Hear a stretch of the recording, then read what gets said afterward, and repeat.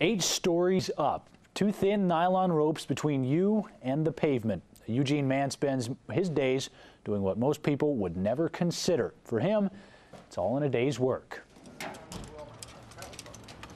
Tim Abbott starts his day just like everyone else, with both feet on the ground. From there, though, he goes up and up and up. And on the tip top of one of the tallest buildings in Eugene, his work starts for real.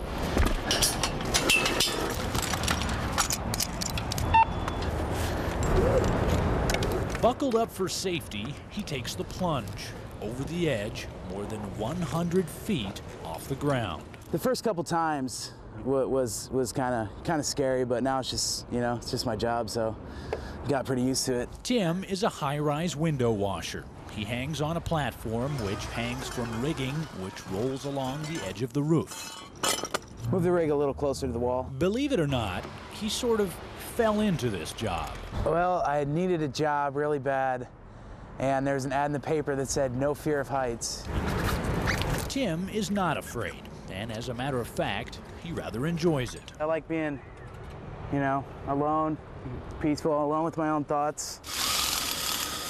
And with all these windows, Tim has a lot of time to think. This and that, sing songs in my head, just kind of think about life.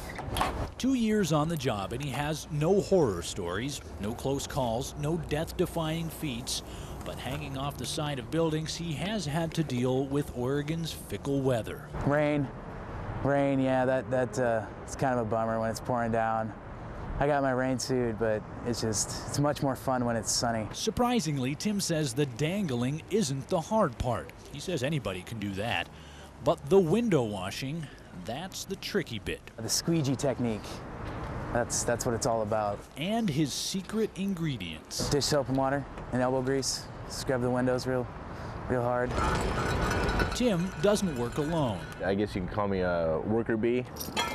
Wes Gann is Tim's lifeline. He sets and moves the rigging, and most importantly, he ties the ropes. You're the guy that makes sure he doesn't fall. Exactly. On a good day, Tim scrubs and squeegees a couple hundred windows. I don't think I ever really get bored, but I get tired. It's pretty physically demanding. Demanding or not, Tim sees himself doing this for a long time.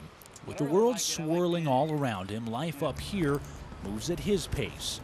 Peaceful, quiet, and with a pane of glass between him and the rest of the working world. He says he can't think of anything he'd rather do. And the one thing about Tim's job, every window he washes is bound to get dirty again, so if nothing else, he has plenty of job security. As far as jobs go, this one is unconventional, unpredictable, and a little bit macabre. Disturbing to some people, fascinating to others, but for one man, it's all in a day's work. The remnants of death and decay decorate the outside of Ron Russell's workshop. Bleached skulls and antlers make the place look and feel like a graveyard. But inside, death comes to life. We've got the eye set, I got the mood set into the deer I want to, and I just give him just a sullen look. This is an outstanding buck. Ron Russell is a taxidermist. Taxidermy in the dictionary, actually the definition of it is the art of moving skin. It sounds a lot less complicated than it is. Right in front of your eyes, Russell can take an empty shell of a deer, add glue, clay, and thread, and create life in suspended animation. And it's really, really critical that this eye looks very, very authentic.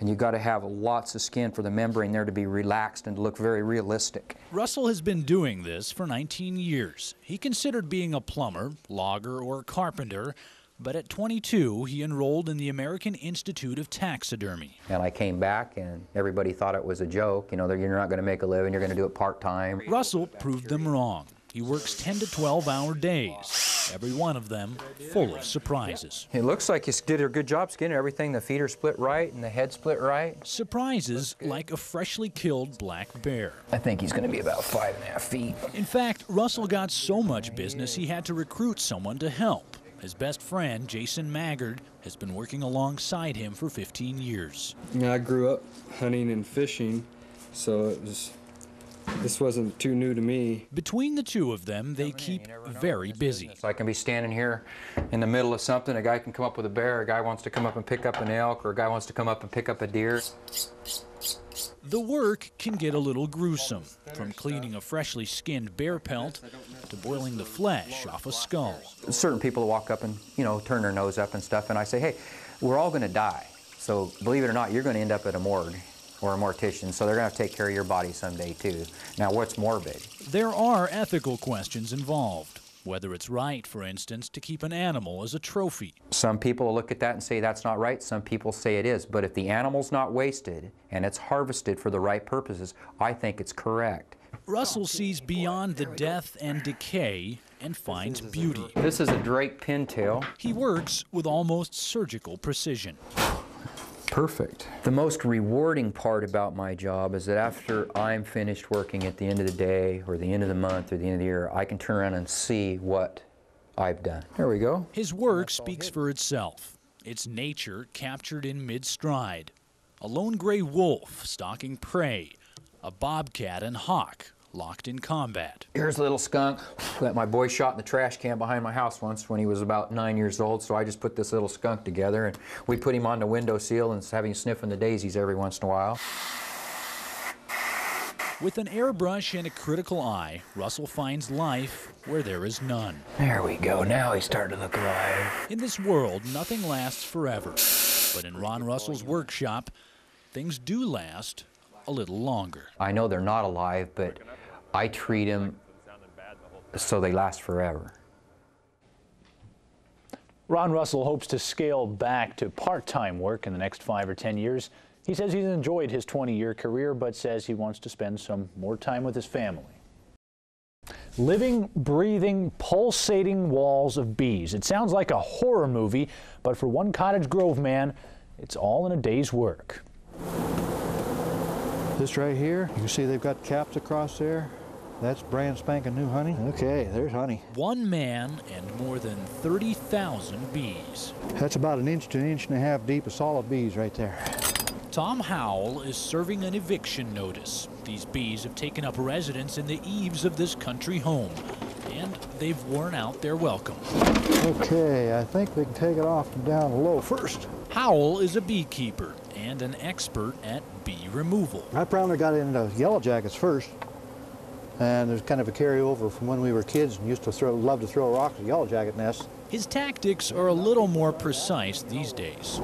If you smoke them a little bit, they'll go away from the smoke, and then they'll kind of hang there in beards, and then you can just scoop it up with a cup, just like rice. More often than not, he works with his bare hands, but very carefully. Nice to have a little bit of honey smell on my hands or something like that. But if I move in gently, they'll just move to one side. Get off there. He's been at it for about 20 years. He works with bees, wasps, yellow jackets, and hornets, pulling them from rooftops, the woods, and anywhere in between. You get hooked on the adrenaline rush, and plus at the same time to work with them to see how they work. It's a marvel of nature. He's developed an especially close bond with honeybees. These bees, for instance, he'll take back home with him. You put them in a hive, give them a little shelter, maybe even put a heating pad under them, put a frame of honey in there. Oh man, they just enthusiastic. Now, I know this sounds corny, but you can almost feel the waves of great gratitude coming off of them. At this point, though, the bees are more irritated than grateful. There she is. Get out of there, darn thing. Yes, even the expert still gets stung. But by now, Tom has built up quite an immunity. I can get stung 10, 12 times, and a half hour, 45 minutes later, I can't even tell you where I got stung. He works slowly and deliberately. Piece by piece, and barehanded most of the time, he pulls apart the hive. I don't see the queen. Much to the amazement of those who watch. I've handled little hornets' nests and yellow jackets' nests and sprayed them and got rid of them, but this is thousands of them up there, and he's so calm. Surrounded by thousands of angry bees, we weren't so relaxed. A little worried about them flying up my pants. Just a little bit. Tom admits it can be dangerous, especially with more aggressive bees. Yellow jackets, if they identify you real good, heck, they'll go up your pants legs, down your shirt, anywhere.